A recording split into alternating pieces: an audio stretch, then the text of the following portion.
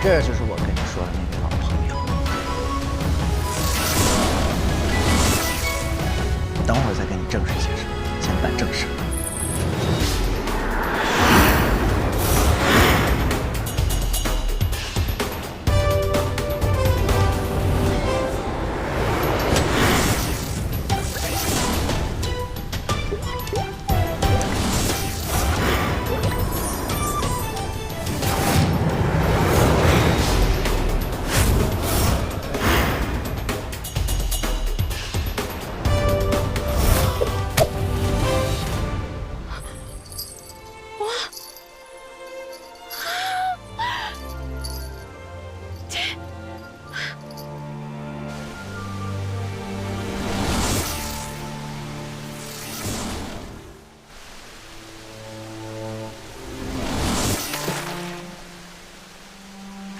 放心吧，他不会有事儿，对吧，小李？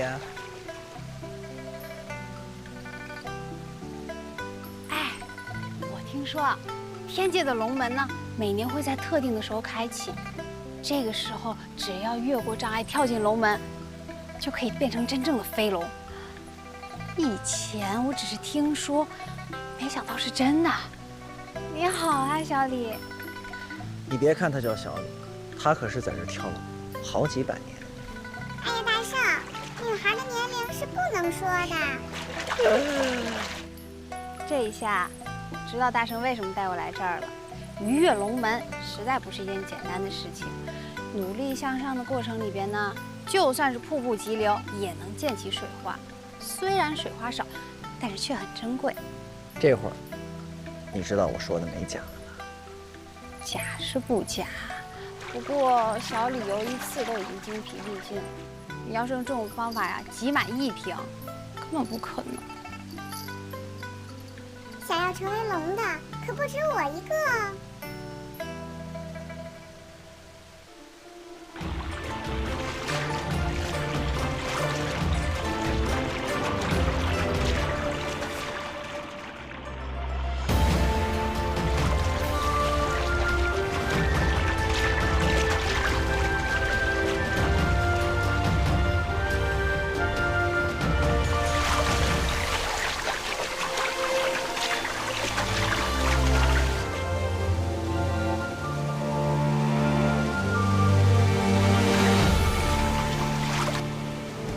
现在看你的了。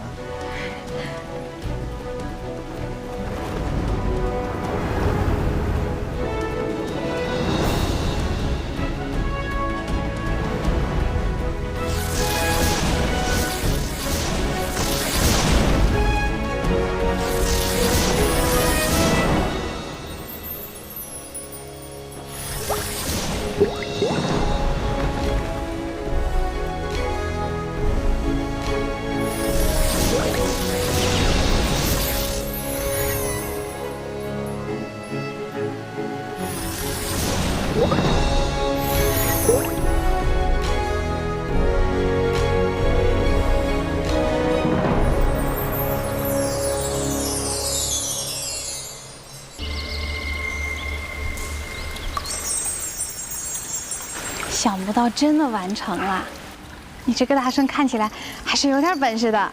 废话，我是谁呀？你不仅以貌取人，以貌取猴也是不对。我不是说你不厉害，但是紫青宝剑要求的难题真的太难了。现在光是完成了覆水重生，可是破镜重圆、死而复生，我还一点头绪都没有。你肯定也没办法吧？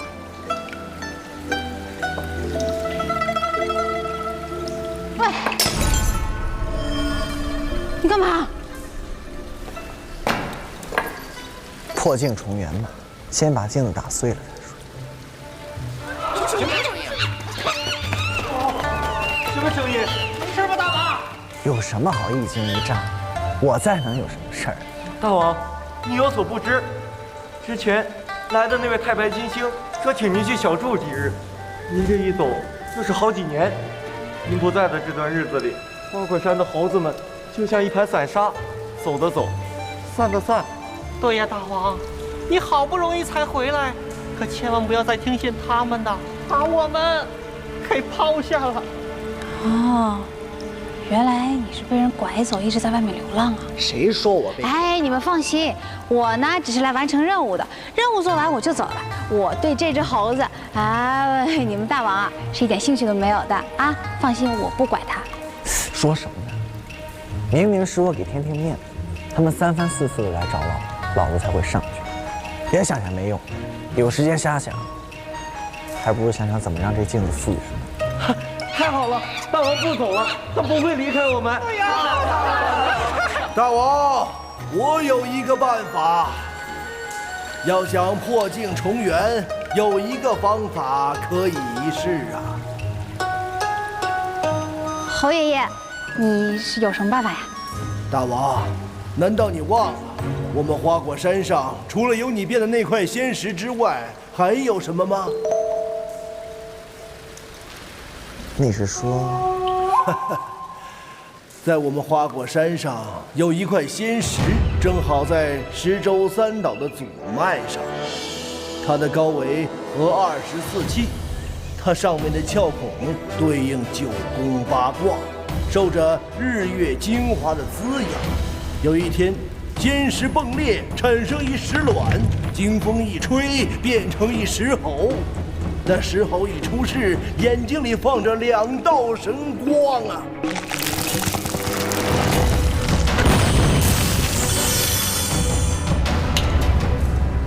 就是我。原来你是个石猴啊！说重点。重点就是伴着石猴的诞生，还有一株野生兰花，可以说是兰花之王啊！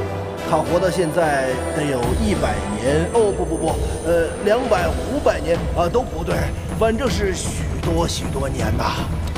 侯爷爷，你的意思是不是这株兰花可能可以帮助我们破镜重圆呢？不能。不能。那兰花虽然不能，可那兰花在开花之前，兰花上分泌一种物质叫兰膏，那兰膏的粘性是极强的。哎，谢谢你啊，老侯爷爷。大王，我还没说完呢。您就不要再说了，您是我这辈子见过最啰嗦的猴了。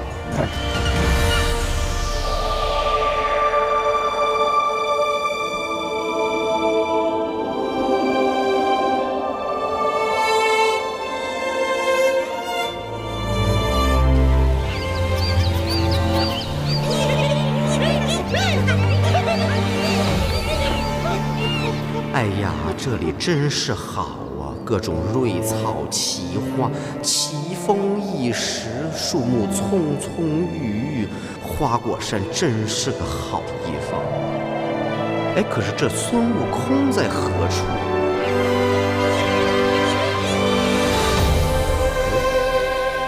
有妖气。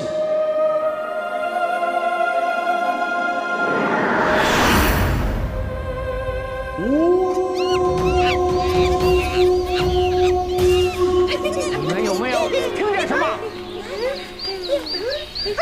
可能是风声。山顶的朋友，大家好啊！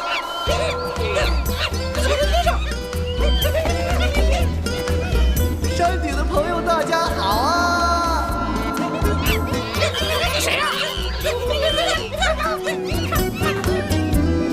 又是天上下来的，这回不能再让他们骗大王了。去，你们准备兵器。呀，不要走啊！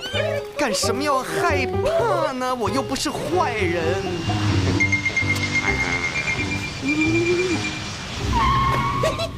几位小生，哎呀，你不要走嘛！你慌什么？喂，哎，你好啊！过来，过来。好啊，终于有一个不怕的。你等我一下啊！阿弥陀佛。这位豪兄你好啊，我想问你一下，你知不知道齐天大圣孙悟空在什么地方？你是干什么的？找孙悟空做什么？哎呀，这就是你不对了，明明是我先问你的问题，你可以回答知道或者是不知道，但是你怎么可以反问我一个问题呢？你觉得我说的是不是有点道理？听着是很有道理。哎呀，你果然是一只很聪慧的猴子。那你现在可不可以回答我的问题？你知不知道齐天大圣孙悟空在什么地方啊？你过来，我告诉你。好啊，阿弥陀佛。哎呀，你要送我礼物啊！你真是乖呀。你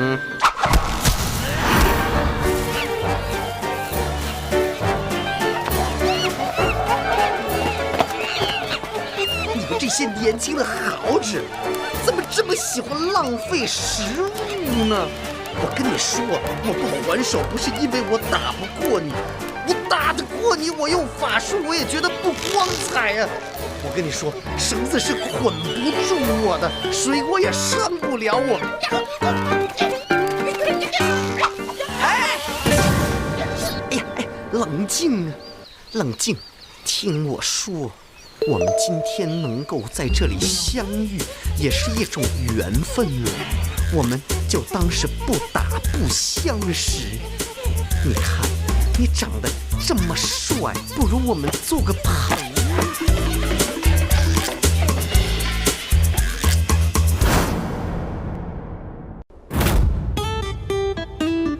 又是你，这什么情况啊？问你们呢，什么情况呀？这位姑娘，此人是齐天大圣孙悟空，他之前在我们店里作威作福，结果签名签的是六耳猕猴。这个我解释过了，我就是为了躲这个姐姐，我才不签我自己名字的呀。你还打伤我们大王，这个孙悟空还趁机偷了我们的镇山之宝，现在我们要拿回我们的镇山之宝。我那是打你们大王了，我那明明是在给他按摩。你想想。他常年待在那山里边，缺乏锻炼，胖得跟猪一样，功夫不如以前也很正常。而且我真的没有抢，你如果不信，你现在就可以去问问你们家大王，那是他给我的按摩小费。可你还抢了我们的店，我们的店是全镇最好的商铺，我那还来啊？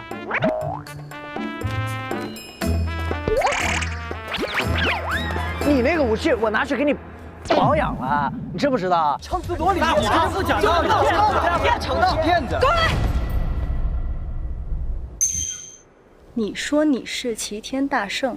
没错呀，如假包换。那你为什么打不过他们？你干嘛？我是齐天大圣，我不能对他们用我的大招，这样天天不会放过我的，对不对？这孙子还干了些什么？他还偷了我们家的鸡，他还强迫我和隔壁的大婶撅嘴，他还拿我家的猫和狗交配，说我是个猫嘴兽啊！过来！这种鸡毛蒜皮小事让我出手。哎，我警告你，别再跟着我。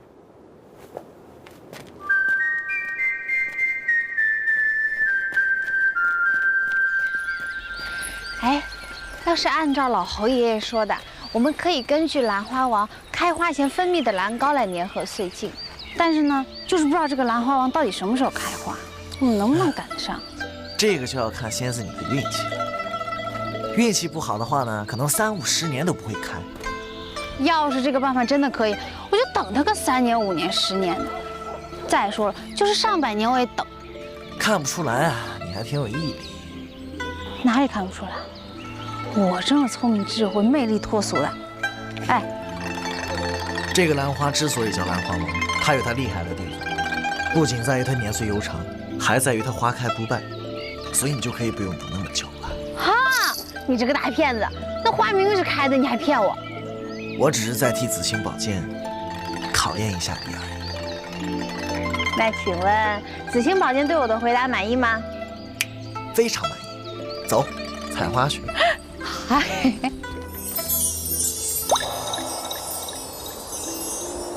这就是兰膏。等等吧，让兰膏发挥一下它的作用。等找到紫星宝剑，找到你一生所爱的人，打算跟他干什么？我想，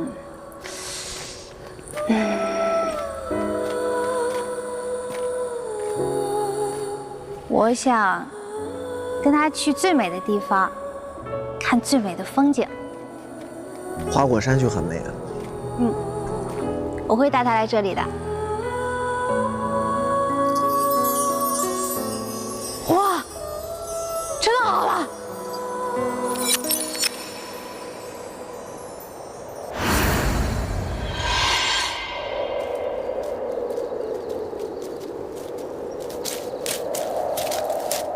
我不是警告过你不要再跟着我吗？我不跟着你，怎么会安全呢？啊？我不跟着你，怎么会安心呢？有什么不安心的？我就是要一直看着你。看着我？你谁派来的？为什么要跟着我？你到底有什么目的？你先别发火，也别生气，你听我说，因为我喜欢你。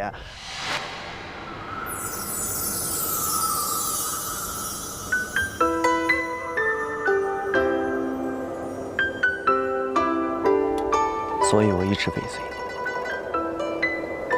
但是我却找不到接近你的办法，于是我就到处捣乱，目的就是为了引起你对我的注意。我知道这样做很唐突，我本来一辈子都不想告诉你的，但是没办法，我已经来不及了。现在如果你想杀了我的话，那正好。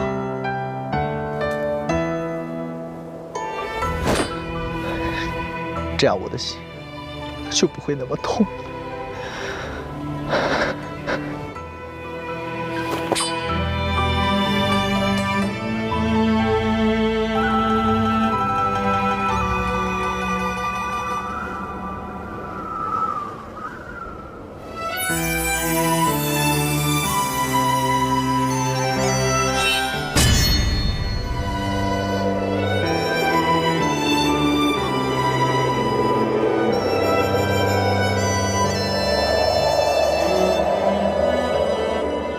这兰花王一点用都没有，真的是太生气了。亏我跟他做了这么久的邻居，我现在就要把他拔了。哎，没事儿的。虽然啊期望很高，可是我也不是没做好失败的准备啊。而且我们这是第一次尝试嘛，失败了也不奇怪呀。不然那么容易完成的话，哪能算得上是难题啊？你看看你那个失望的眼神，你怎么比我还要难受？哎，放心啦，这一点小的打击啊，对我来说算不上什么，只会让我更努力、更坚强。大王，不好了！大王，不好了！什么事儿？我们抓了一个。我兄弟找我有点事儿，我先跟他去计划一下。走。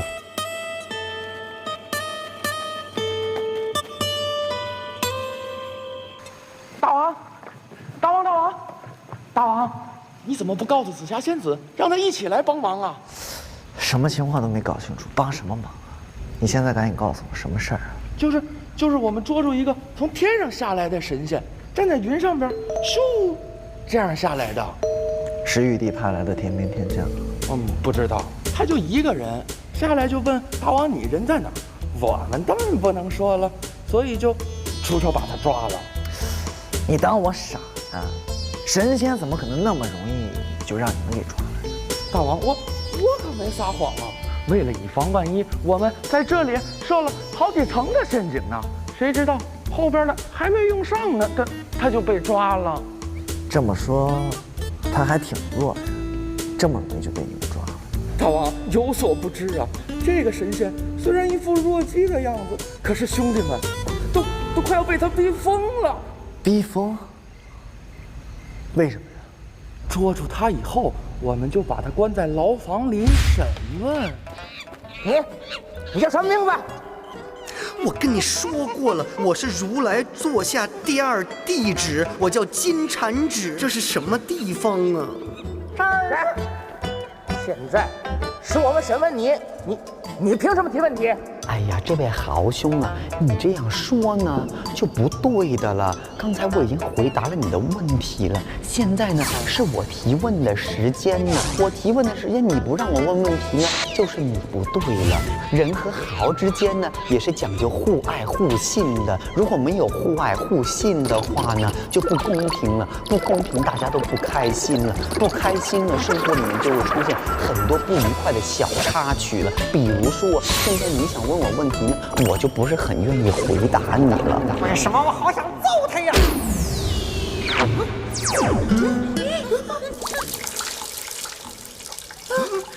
你都打了我了，那你可不可以告诉我这里是什么地方？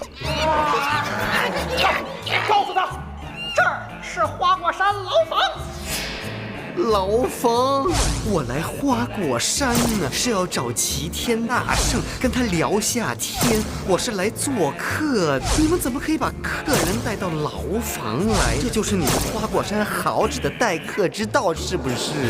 我们已经回答你的问题了，现在轮到我们了。没轮到你呀，我还没有说完呢，你怎么这样呢？啊！要听人把话说完，这个也是做豪子的一个最起码的礼呀。我们为什么要说这个礼？哎呀，你们知不知道？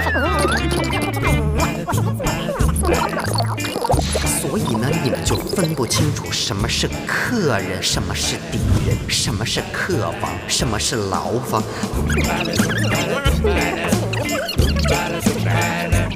为什么他讲话，你打架？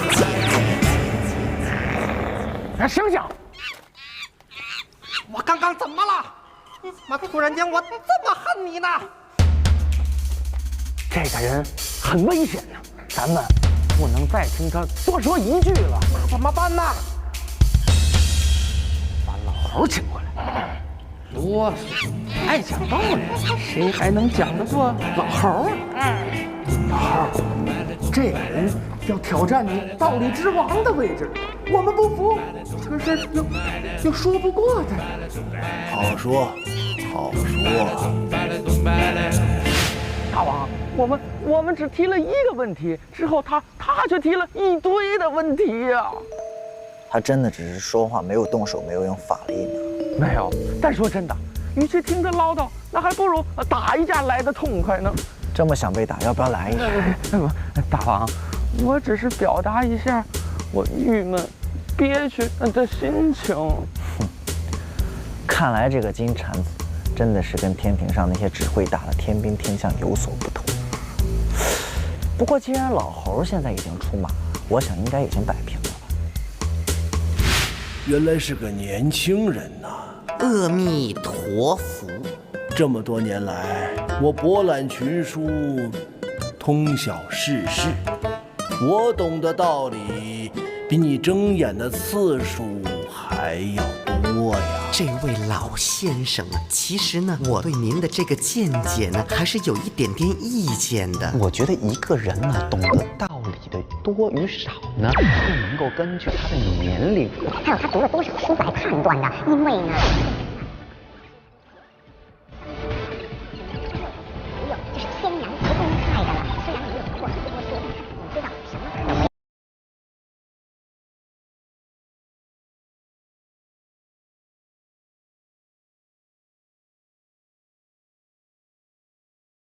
为什么会知道我长了几只眼睛呢？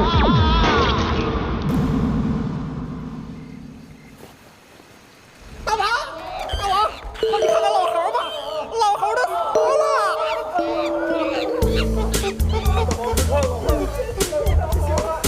大王，老猴他死了。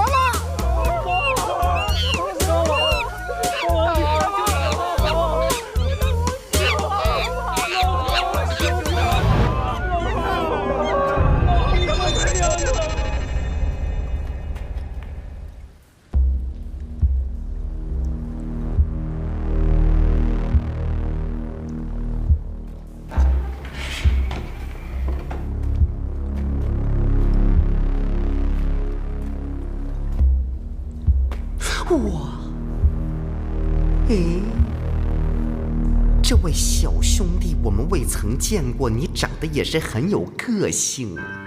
都说你很啰嗦，果然开口不反呢。哎呀，你看啊，他们肯定是在背后说我的坏话了。有什么事情不能当面说呢？当面说出来多好啊，又没有误会。你呀，不要听他们乱讲，要相信自己的眼睛啊，用自己的手去感受一下别人的心。我不想感受，请吧。等一下，看你的站姿这么霸气，难道你就是齐天大圣？哎呀，你真的是齐天大圣啊，好开心呀！我终于见到你。我跟你说啊，我呢是如来的座下第二弟子，我叫金蝉指啊，我代表了天庭呢，要过来跟你聊一下。聊一聊？难道你不是来抓我的吗？哎呀，不要说抓那么难听了，我只不过握了一下你的手而已，看我多有诚意。除非你打败我，我就跟你走。哎呀，你们这些年轻人呢，怎么这么喜欢打架呢？打来打去，打打杀杀，又会流血，又会变丑，还会痛，冤冤相报何时了啊？哎，不如这样啊，我带你回天庭，我介绍如来给你认识。我住口！哎，你这个好纸这脾气这么大的，吓死人了！凶我干什么？你走不走？我不走了。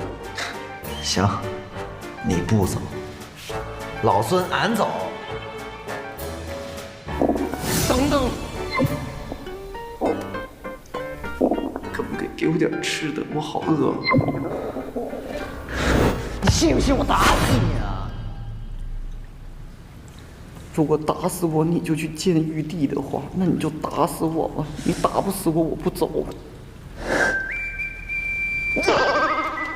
我不吃肉啊！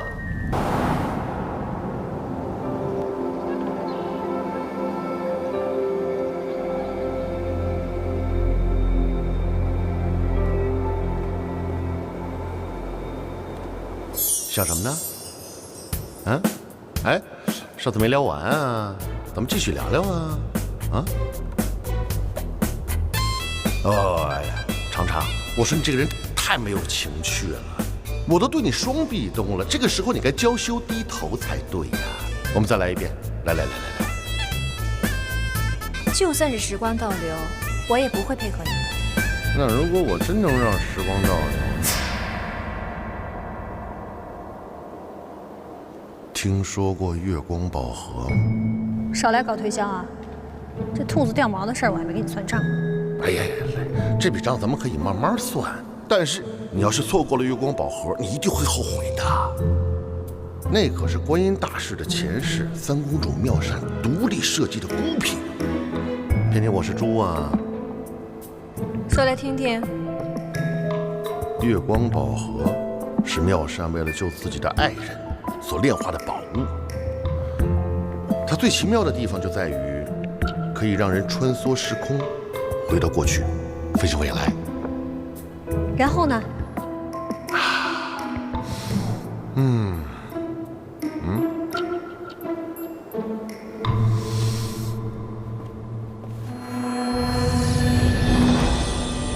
然后妙善经如来点化，历经千世轮回，最终修炼成看透世间一切苦恶的观世音菩萨。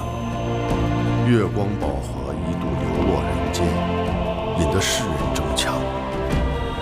问世间谁不曾有执念和遗憾？人人都想通过月光宝盒改变过去，奈何世间万事万物皆有因果，妄自更改，必定天下大乱。未免世人一错再错，观音决定寻回月光宝盒，并欲将其毁灭。怎么样？我渊博的样子是不是很帅？哎，你干嘛呀？你去哪儿啊？抢救月光宝盒。不是，你等我会儿。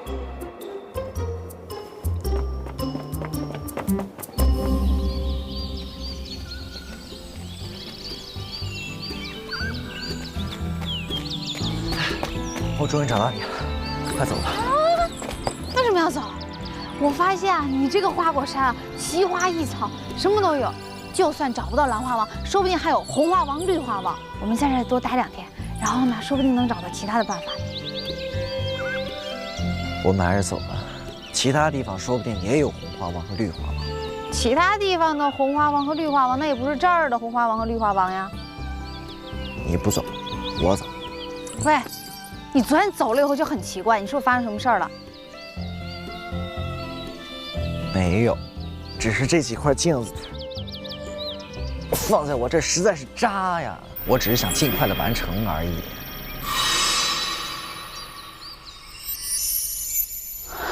你昨天晚上干嘛了？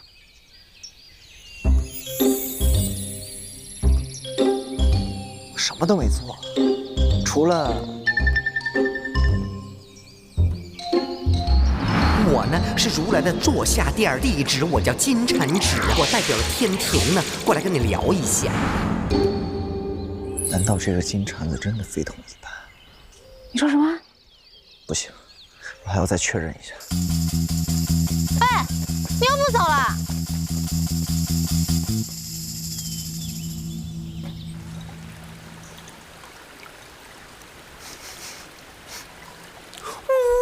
哇，我就知道你肯定不是一只绝情的好纸。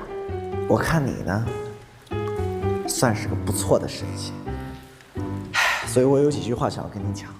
你说。我喝了玉帝老儿的酒，打了他所有的天兵天将，我还放话说要坐他的位置，所以，我现在跟天庭的关系呢，那就像这面镜子一样，或镜无法重圆。你叫什么来着？我是如来座下第2弟子，我叫金蝉子。金蝉子，如果你能够让这个破镜重圆的话，我就跟你回天庭负荆请罪。但是，我觉得这一定是不可能的。你是不是也觉得不可能啊？是不是？我让破镜重圆了，你就会去天庭负荆请罪啊？当然，一定。但我就觉得，你这个牛吹的有点大。牛吹的大不大，要吹过才知道。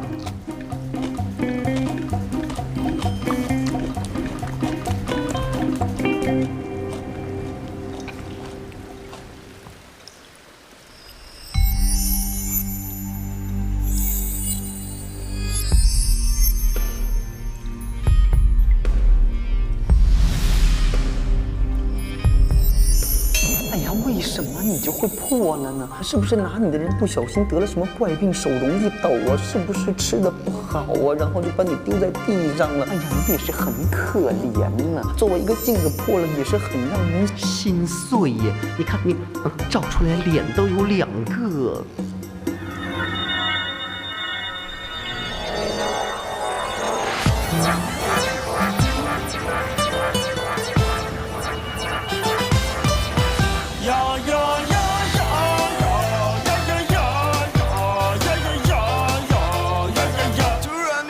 这是对呀，这就是对，不对也对。突然又觉得那不对呀，那就不对，对也不对。如果这不是想要啊，偏又不要，不要又要。如果这准备不想要啊，偏偏又要，要是不要，天上一只猴。山一头牛，是猴大那牛，还是牛撞猴？天上那只猴，很善良头牛，是猴大那牛，还是牛撞猴？如果你觉得你很牛啊，你就很牛，不牛也牛。如果你觉得你不牛啊，那就别说，低调不错。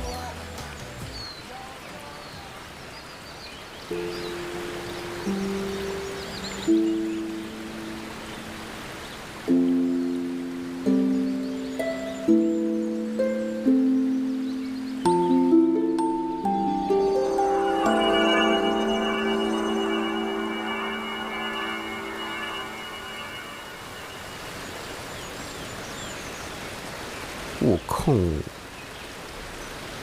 你看。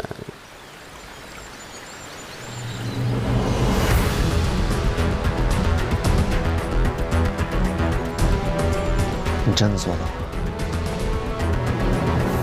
我真的是大心眼儿佩服。阿弥陀佛，有话好好说，站起来再说。悟空，我们纠结镜子的事情已经纠结了好多天了，都没有好好的聊过天，不如我们聊一聊。等我安定好我的小弟，我自然会上天庭。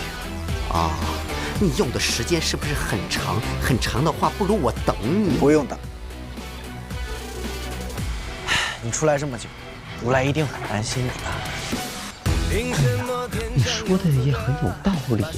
哎呀，没想到你都考虑到这一点了，悟空啊，你果然是开悟了，都会为他人考虑了，我真的很欣慰。唉，那没办法呀，是不是？谁让你教的？那我在天庭等你啊！再见。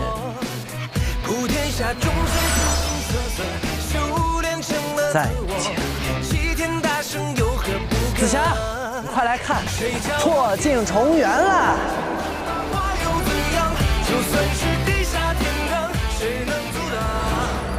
只要完成起死回生的考验，紫金宝剑就是我的了。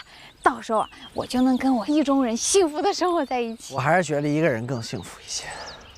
除了喝酒吃桃，你还懂什么呀？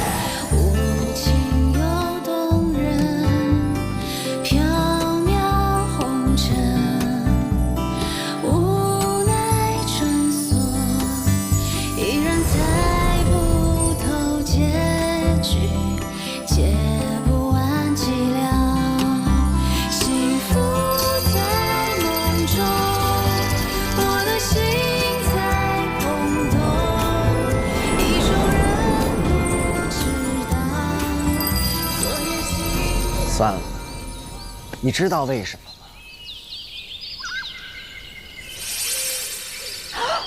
哦，花虽然落了，可是没有死啊，它只是把生命传递给了果实，所以不能算是死而复生。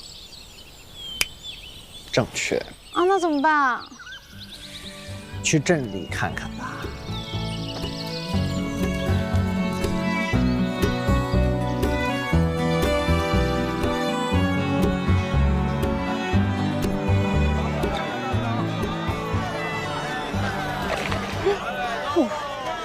这儿这么生机勃勃的，上哪去找起死回生的机会？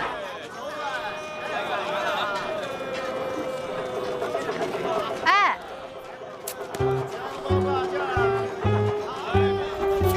大婶，这镇上有死人吗？如果你不马上离开我的视线，很快就会有死人了。哦，你看这个，这个怎么样？来，我给你戴啊。你看，哇，这个套进去了。要不就这个。这个颜色不太好。我说你们女人是不是除了买就是买？花钱哪有谈恋爱好玩？你不觉得他们很幸福吗？走累了吧？我觉得吧，那男的眼光就跟那女的身材一模一样。放过我吧！放过我吧！验了气的病人，我也回天乏术啊！放过我吧！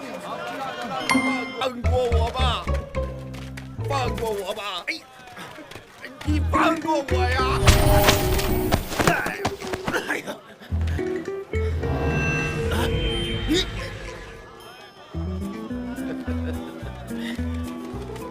您这伤着没有啊？没事吧？师傅，哎呀，这这是我家小徒弟，人可乖了，我每次出诊都要带上他。哎呀，行了，哪那么多废话，赶紧走吧。你也不能死晚点儿。夫人来了，夫人，大夫来了！哎呀，大夫，快！大夫，你可一定要救救我家宝宝，他可是我们全家的心肝肝呀！夫人，放心，我师傅是当代扁鹊，在世华佗，一定能够妙手回春的。不过现在还得请各位啊，先回避一下，好吧？不要打扰到我师傅思考，好吧？李夫人，回避一下。哦，快来，福夫人回避一下。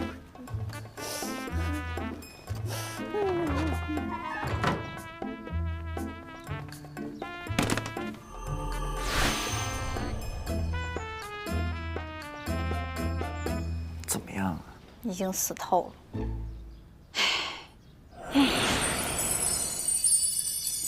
不是说不能施法吗？我施法都没把握能救活他，只能先试一试。行，那你施法，外面我来应付。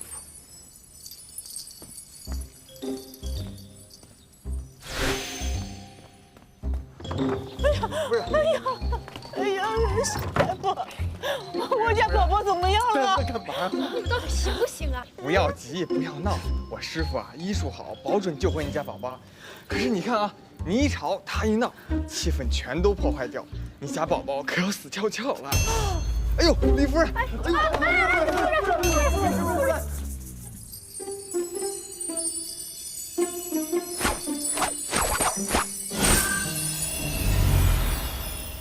好了没有啊？没有啊，再帮我顶一会儿。夫人，您没事吧？哎呦，夫人，我家宝宝怎么样了？是不是不行了呀？这位大妈，你看啊，这前后后啊，过了才不到半炷香的时间，你未免有点太心急了吧？我知道啊，这等待的时间总是如此的漫长，不如我们先聊聊别的，转移一下注意力嘛。比如你喜欢的颜色是什么？你喜欢吃什么？你喜欢的歌星是谁嘛？粉丝，我报仇，仙女48人团。哎呦，看不出来，李夫人您还是很有少女心的嘛。这些都是我家宝宝最喜欢的。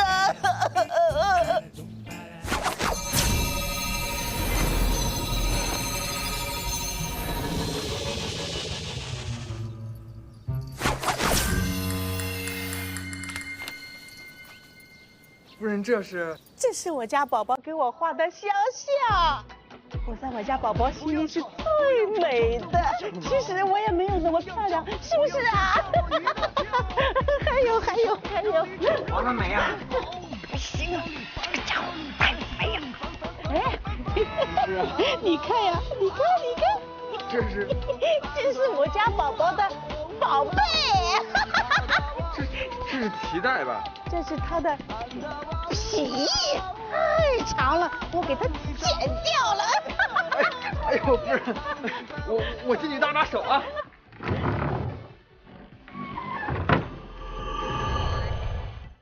我受不了，走。我不想那么轻易放弃。那咱们何必在这儿死磕呢？外面有大把的机会，还没等你救活这个死胖子，我已经被他妈念死了。我的法术都无法让他起死回生，那别的就更没办法了。那就算了呀，找真心人真的对你那么重要？小师傅，我家宝宝醒了没有？我还有话跟你说呢，小师傅。这个死女人简直比金蝉子还要烦。算了，如果放弃的话，就代表我向玉帝老儿那个家伙认输。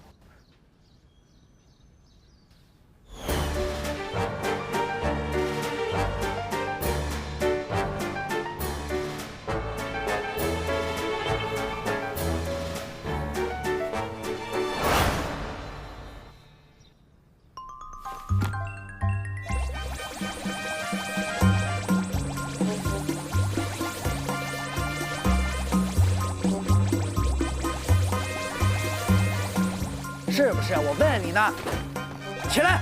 啊！你们什么人？你们谁呀？喂！滚！哪来的神经病啊？快走，别走，快！神经病！都怪你！你桃子吃太多，脑子长毛了吧？想出这么烂的法子。至少我们排除了一种方式。也走吧。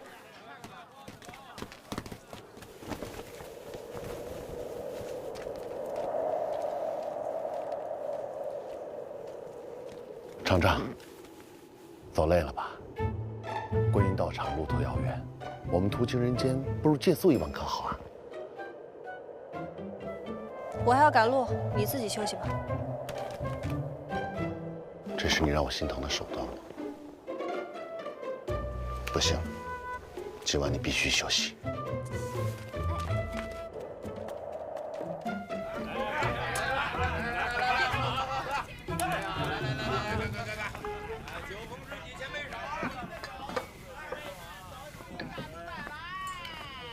哎，放心，只要是你想要的，我一定帮你拿到。现在你必须去睡美容觉。小二，天子1号房。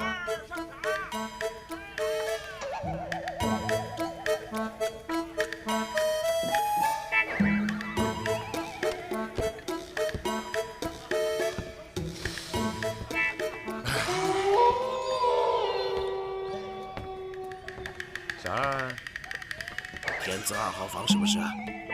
你怎么知道？因为等等，按照你这种奸商的逻辑，2号房一定离这1号房有8丈远。天地玄黄，宇宙洪荒，我瞧你们这儿的客房也没有那么多间，绝对排不到第9个字。关键是，我也不清楚千字文的第9个到底是什么字，所以，我还是请你给我离1号房最近的房间。就这一间了，你住不住？啊？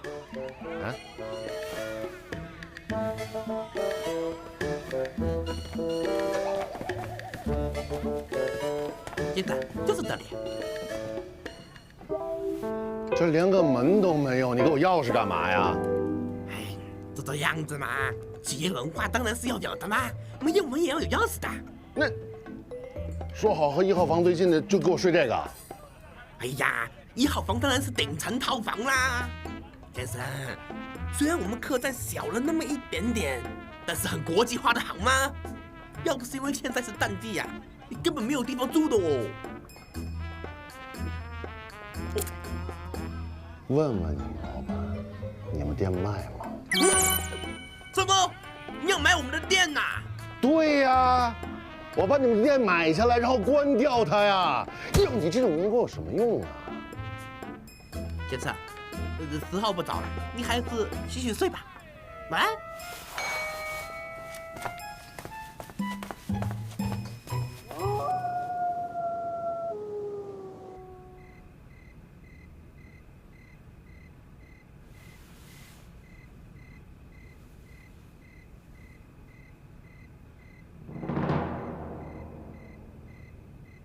有妖气，厂长。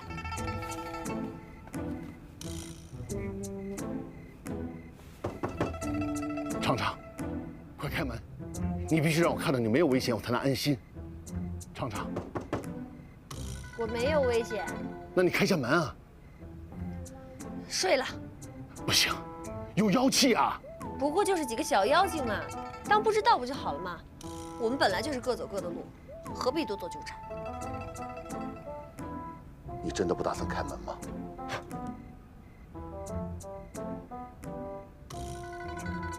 好，我就喜欢你这种个性的女孩子。记住，谁敲门都不要开。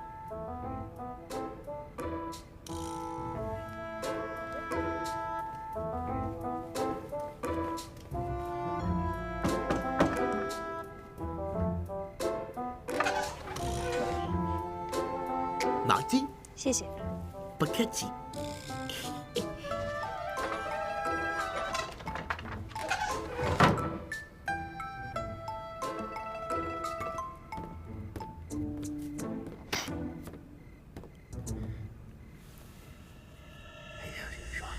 这是我现在啊，为什么你想？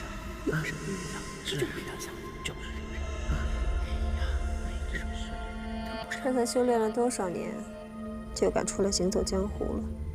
来也，现在妖精的门槛是越来越低了。这个紫霞真厉害呀，已经完成了宝剑的2重考验，看来她很快就能得到紫青宝剑了。她都能完成考验，那我也能。别吹了，一到天亮你就变回大蛤蟆，还想挑战紫青宝剑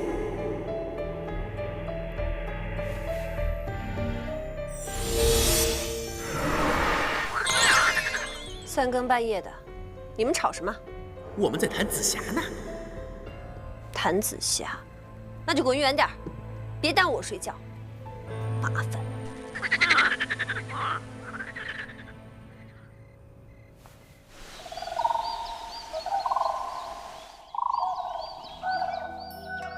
到了，这儿就是观音的道场紫竹林。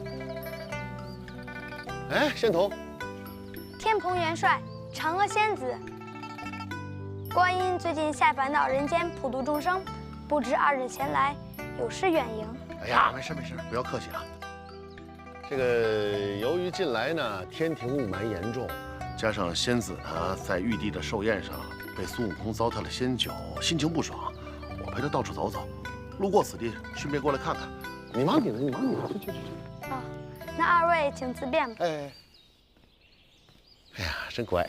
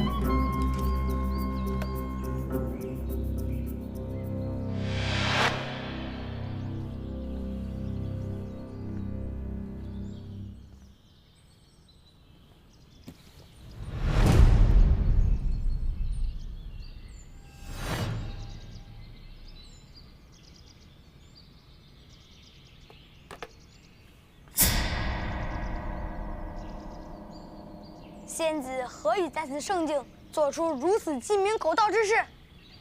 你也知道这是圣境，何必出言不公？不准走！哈，嘿，哈，啊！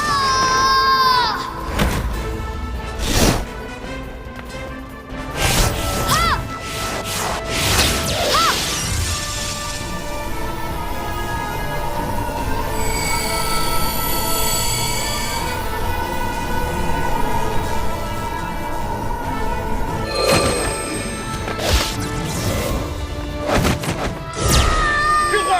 就还你啊！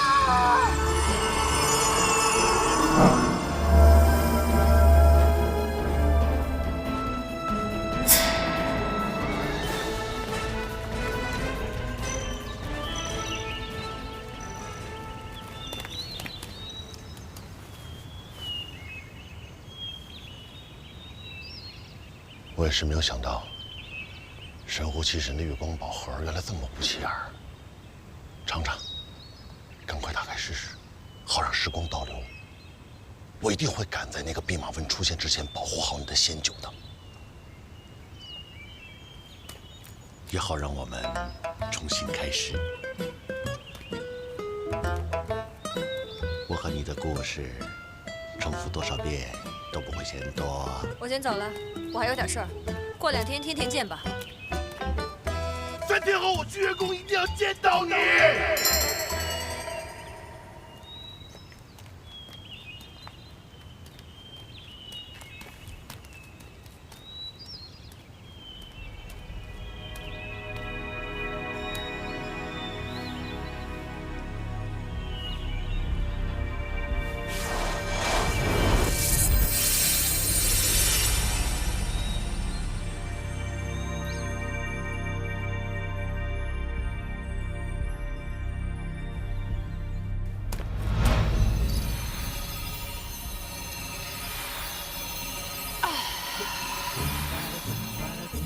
你们2个疯子，能不能别耽误做生意啊？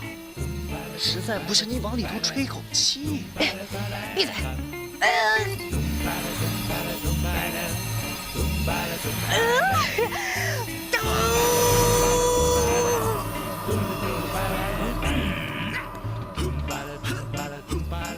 这可是我费了半天劲才刮的鱼鳞。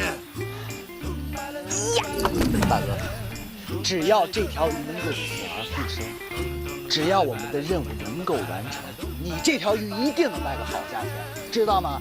这叫什么？双赢啊！那这条鱼要是活不了了，被你们玩了这么长时间，这钱谁来付？瞎说什么呢？瞎说！什么就叫救不活了？快点，行吗？再使点劲儿！还我宝盒！别跑！你快点，管人家干什么？什么时候？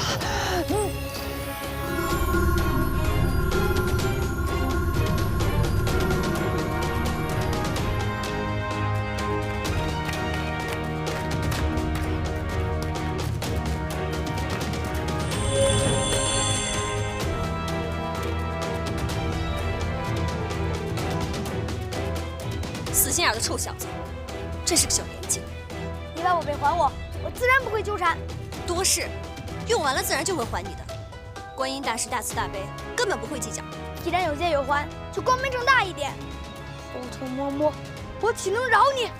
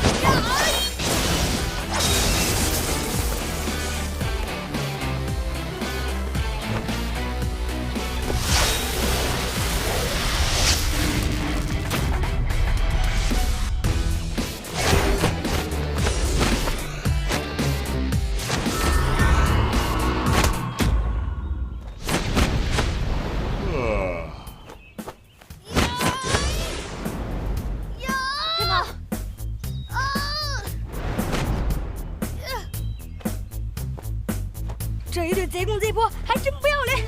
哎，我警告你啊，说我可以，不可以说我的长长。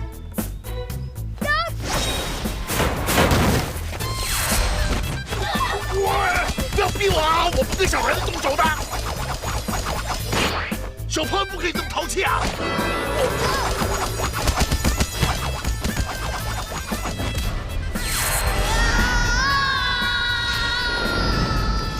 月光宝盒。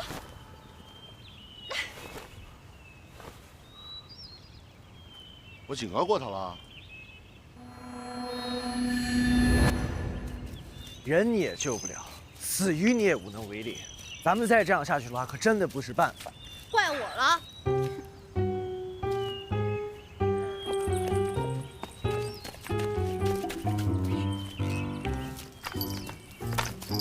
你有没有人性啊你？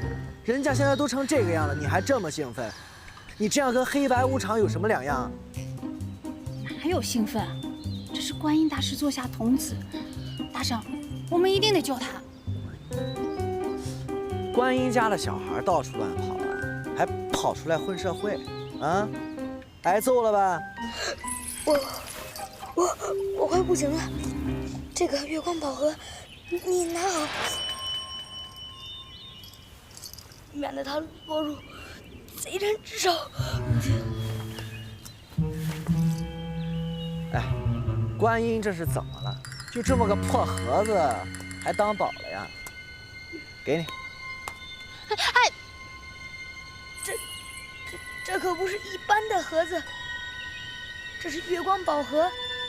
等天黑了，月亮升起，打开宝盒，在月光下，我念般若波罗蜜，便可以穿越时空，回到过去。哎，你没事吧？你千万不能睡，我们一定会救你的。大圣，你快背着他呀！你们别管我，拿好宝盒，快走！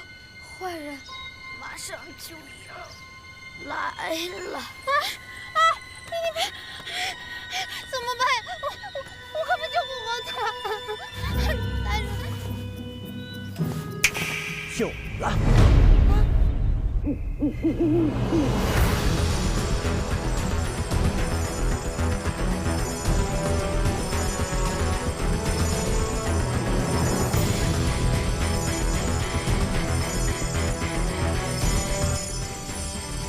大圣，你这个样子的话，你自己也撑不住啊！先救活小童子，等月亮一出来，再拿月光宝盒救回来不就行了？谁能阻挡？无形山压住锋芒，惊涛吹收复了狂，我依然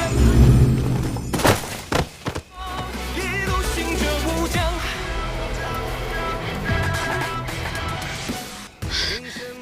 太好了！大圣，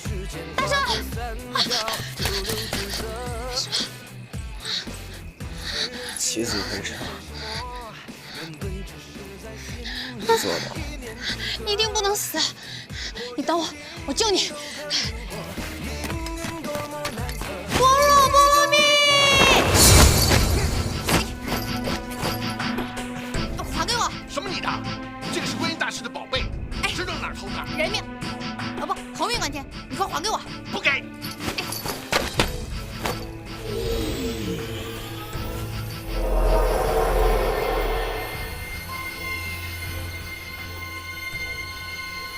观音大师，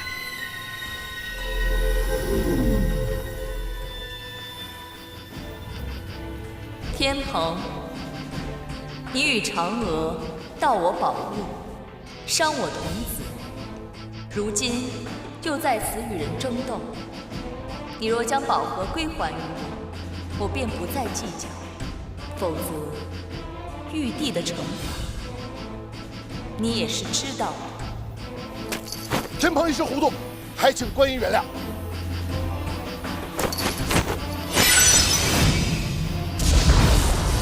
般若波罗蜜！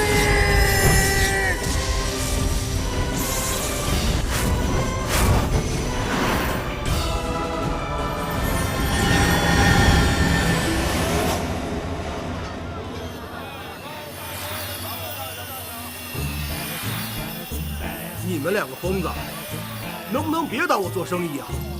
实在不行，你往里头吹口气。闭嘴！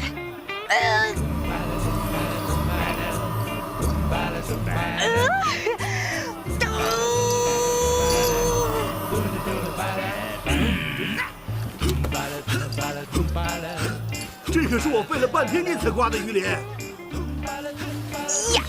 大哥，我告诉你，只要这条鱼能够死而复生，只要我们的任务能够完成，你这条鱼一定能卖个好价钱，知道吗？这叫什么？双赢啊！那这条鱼要是活不了了，被你们玩了这么长时间，这钱谁来付？瞎说什么呢？什么就叫救不活了？快点什么？再使点劲儿！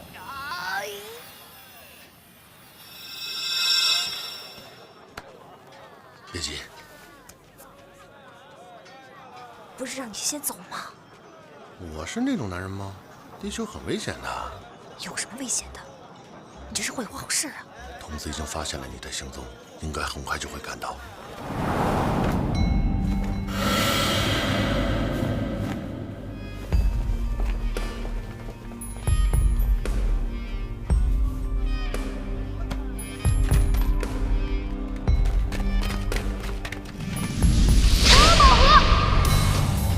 快走！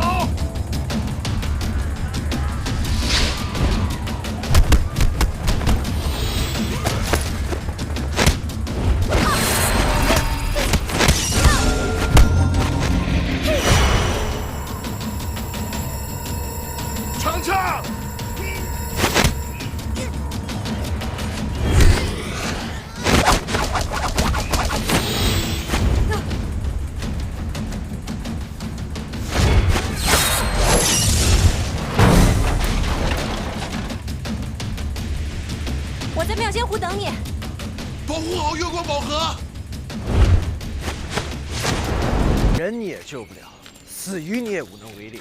咱们再这样下去的话，可真的不是办法。怪我了。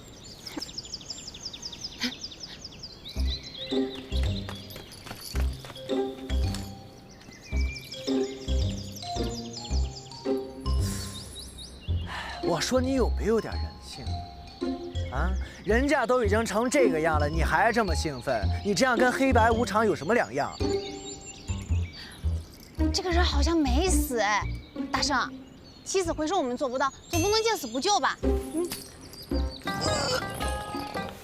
帮帮我呀！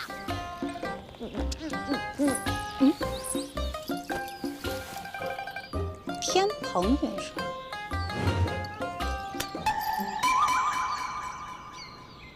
你是自下仙子吧？我已经这么红了吗？我自知伤重将死，你不必费心救我。你的一片好心，已经让我很感动了。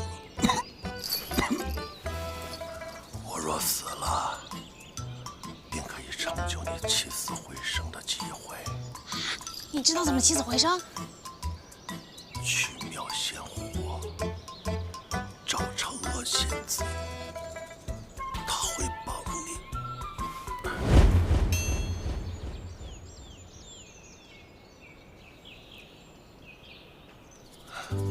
一定要把嫦娥姐姐带来啊！只要她使用了月光宝盒，这样她就能达成心愿，我也可以起死回生。我怎么这么聪明啊？太佩服我自己了！大圣，你在这里照顾好天蓬元帅，我去找嫦娥姑娘。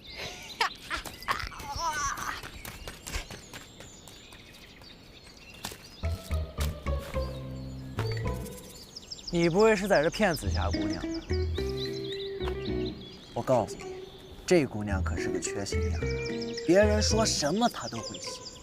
但是，如果你敢骗她的话，我饶不了你。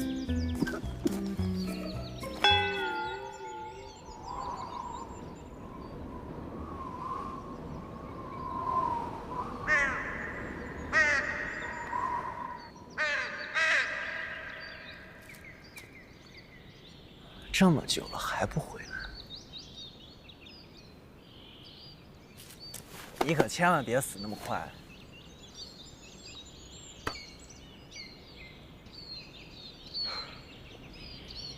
你一定要活过来，可千万不能浪费了本大圣的血啊！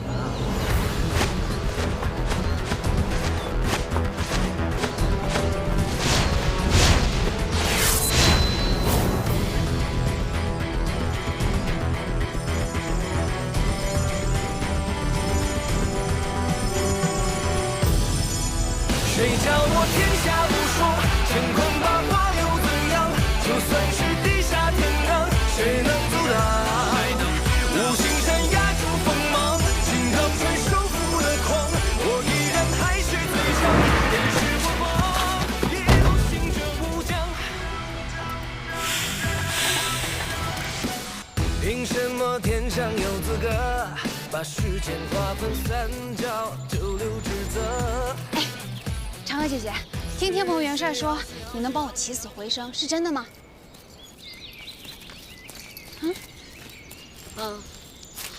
太好了。不过我还是有点担心天蓬元帅，我们快点走吧。走，快！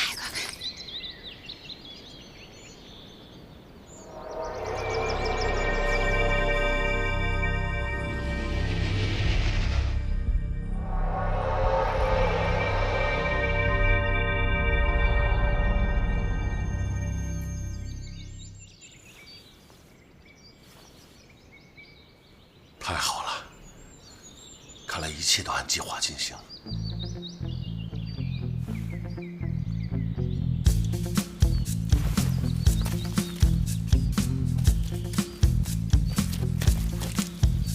你醒了！你醒了！哎，没事吧？起死回生，我做到了！这么说，这丫头已经完成紫青宝剑的所有任务了。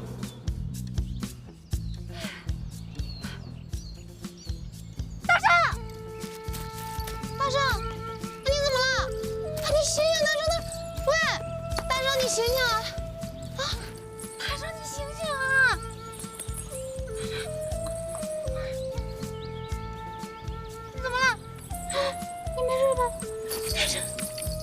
快醒醒啊！嫦娥姐姐，你告诉我起死回生的办法吧，你就有大圣吧。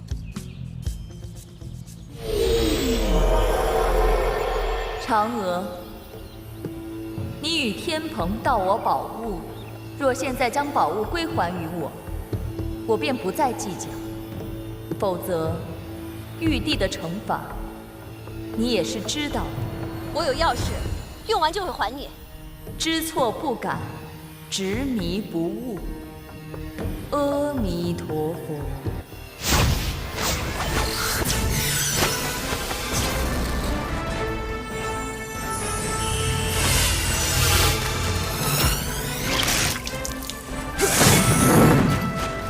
快逃！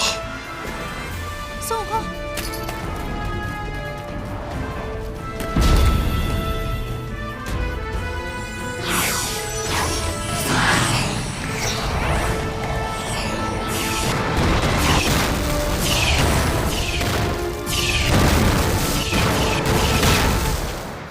大圣，你活过来了！多谢观音大师。哎呀，好困啊！哎呀，你别困了，走吧，走走走。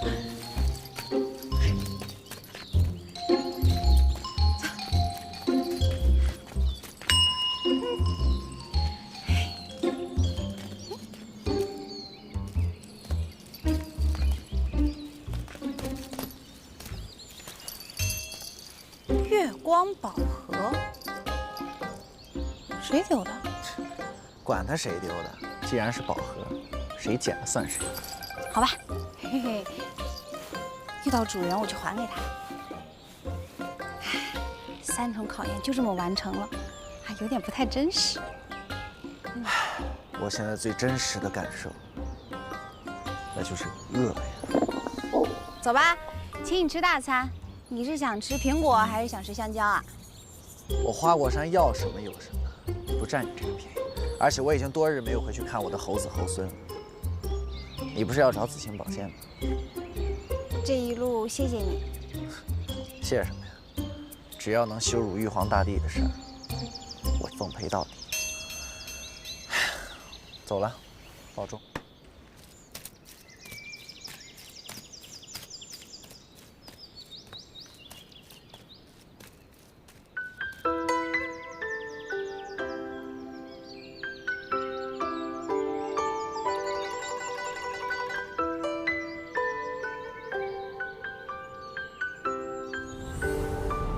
孙悟空刚和紫霞告别，回了花果山，怎么转头又来到紫霞姐姐青霞的身边？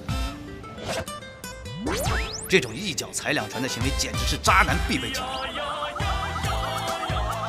当然，还有另一个解释，那就是你们看到了假孙悟空。还记得那只打着齐天大圣孙悟空名号四处惹是生非，还赖在青霞姐姐身边不走的6耳猕猴吗？对喽，就是他了。这几个谁呀？你看他们那丧那样啊，不就是马杀鸡之后那些不给钱的人吗？就是拦着。区区妖怪也想拦我？这位姑娘，我与你无冤无仇，我只要这头，麻烦你不要插手。你这么说我就算了。你瞧不起这位姑娘？你以为她只是个女流之辈？你以为你们几个能跟我打个平手，再加上个女的就胜之不武了，是不是呀？剩下我告诉你，我平常一向特别的尊重你，但是我最受不了就是他们这种有性别歧视的玩意儿。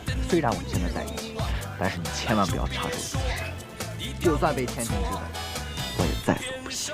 今天必须要收拾这几个玩意儿。往上！你先歇会儿，臭妖怪竟然敢侮辱我，找死！你上来。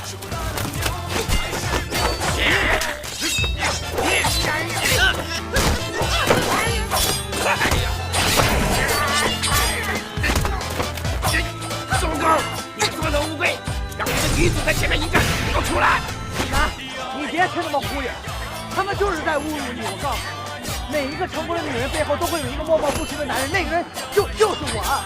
这些玩意儿最贵的就是证据，你放心，有我在你的背后保护你，一定不会有事的。你就安静上，把他们都给干了。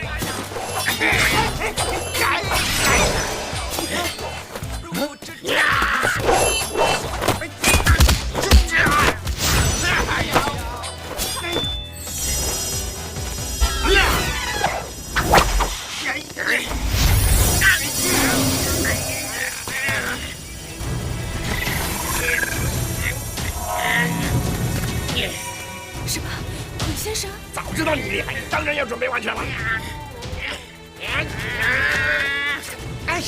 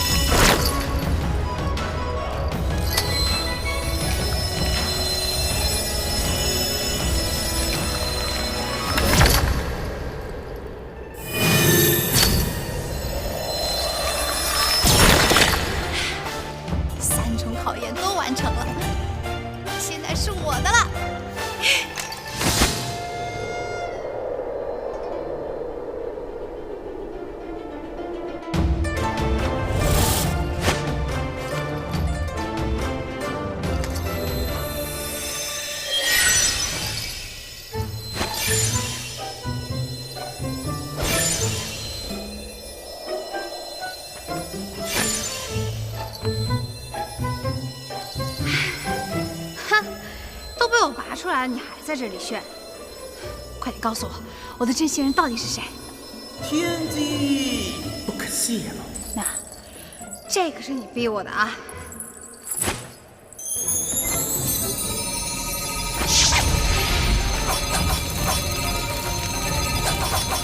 三味真火里我都练过，这小火苗没用的。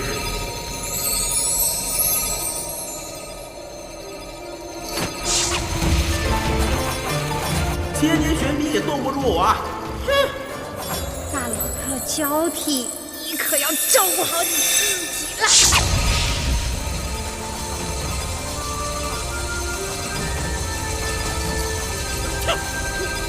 好了，我说，谁能把我从剑鞘里拔出来，谁就是你的真心人。方法都告诉你了，来。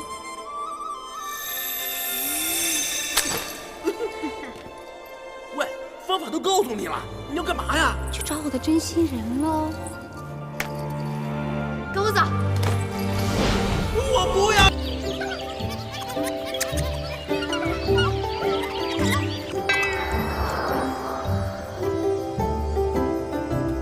我说，玉皇大帝老儿斗不过，就找个臭和尚来打。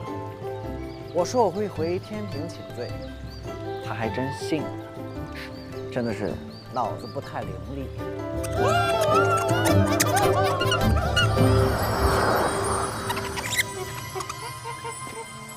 孙悟空，你触犯天条却不知悔改，你利用金蝉子心善加以欺骗。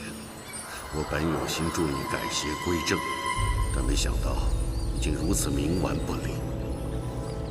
你们这些佛啊禅啊，能不能说点人话？不要老是唧唧歪歪，唧唧歪歪，跟个苍蝇一样。要么你们就找个厉害的出来跟我干一下，要么就立马滚回你们的天庭，别再来烦我。孙悟空，我佛慈悲，若你肯一心向善，我愿给你一条生路。若你执迷不悟，胡作非为，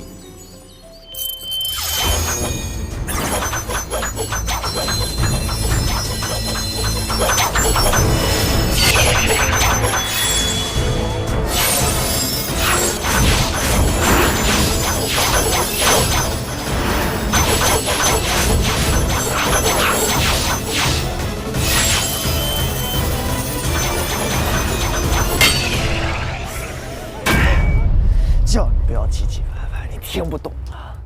孙悟空，我再给你1日时间，若你仍坚持如此，我便做那个应战之人。你若赢了，我定教玉帝让位于你；输了，灰飞烟灭，永世不成。孙悟空，这一共就2个人，你不用每句话开头都要叫我。好，明天见。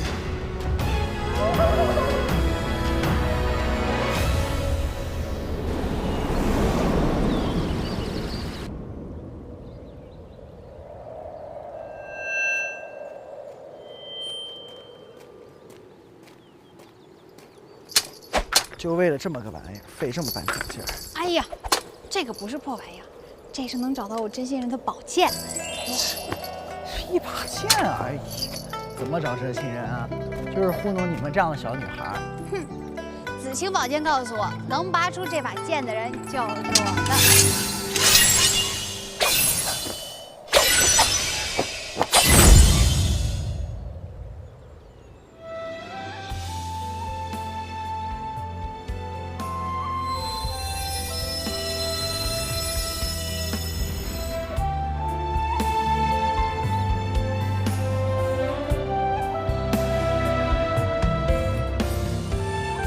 真心人。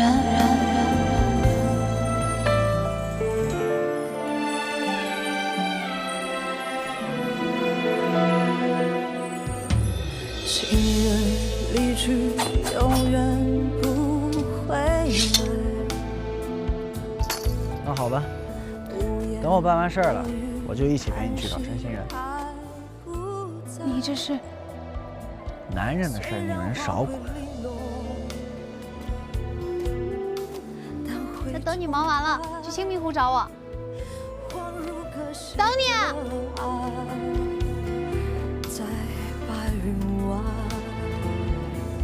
我等你。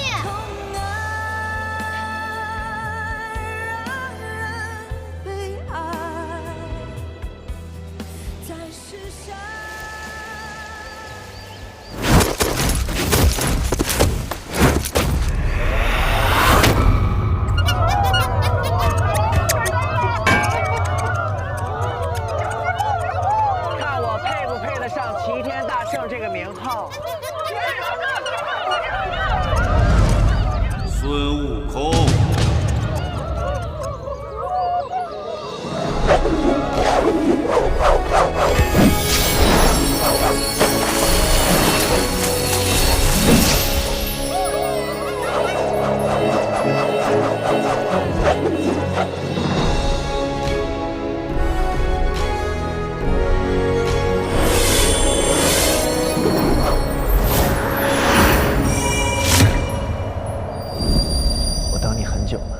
我今天要让你输得心服口服。听说你猖狂粗野，屡犯天规，要夺玉帝尊位是吗？常言道，皇帝轮流坐，明年到我家，你赶紧让玉帝老儿把位置给我让出来。你这猴精，有何本领敢占天宫圣境？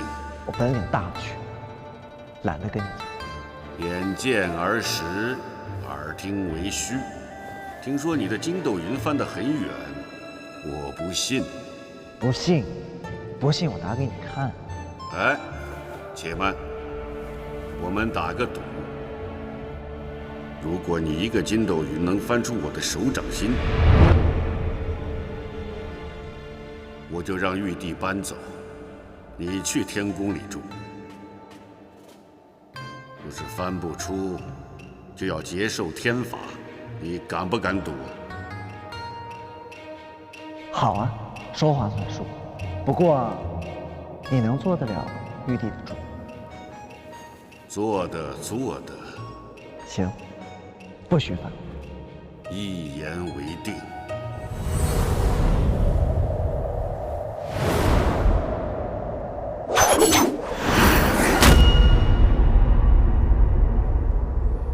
老头儿，你可看好了，俺老孙走了。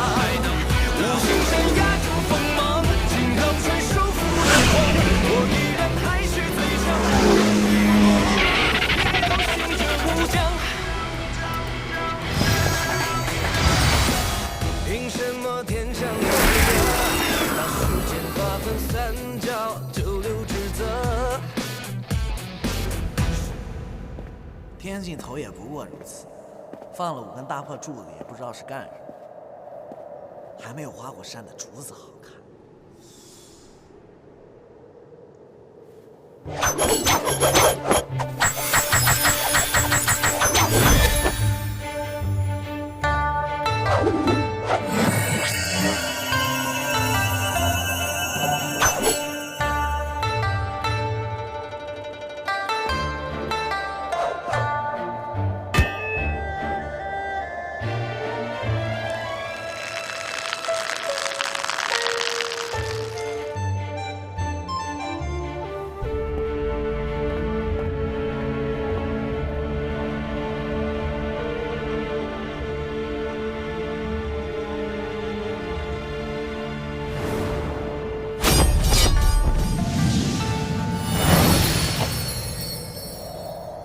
老头儿，我这一去一回也没有多久，你看起来老了不少。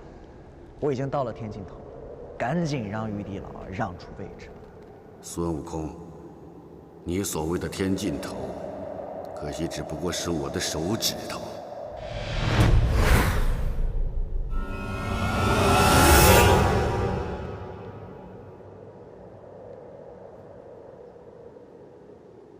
有2下子，咱们认真比一下。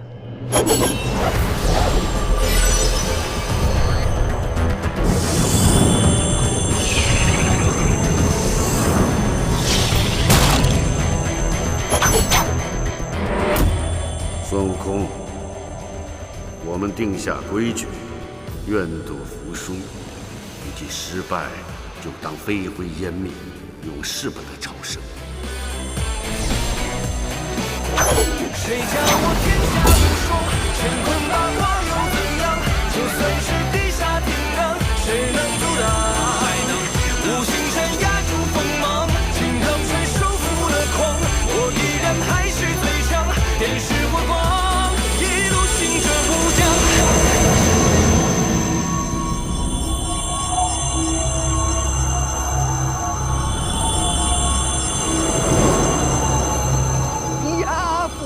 手下留好啊！不要！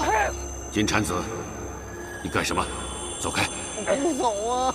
呀，佛祖啊，这个呢，就是你不对了。为什么呢？虽然说他想要做玉皇大帝呀，但是他不是还没做吗？这只是他的一个构想而已呀。你又没有证据证明他一定会去做这件事情，对不对？不如这样啊，你等他真的做了玉皇大帝之后，你再罚他也不迟啊。你觉得我说的有没有道理？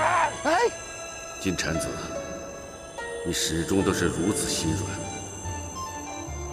也罢，这也是你们的一段缘分。究竟如何处置，你自己与玉帝商量吧。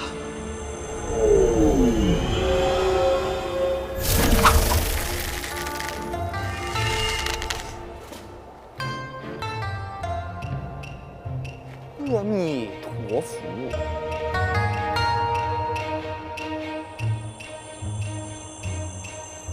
哎呀，你不要用这种态度来对我啊！我是来帮你的。虽然呢，我暂时从如来佛祖的手里把你拿了下来，但是啊，这不是长久之计，不如你还是跟我回去见玉帝，跟他好好聊一聊啊，聊一聊，聊我什么时候坐在玉皇大帝的位置上。越来越幽默了，哎呀，不要生气啊！来，走啊，乖了，听话了啊，我不走。哎，这次真的不能由得你，来，走了，来，走了。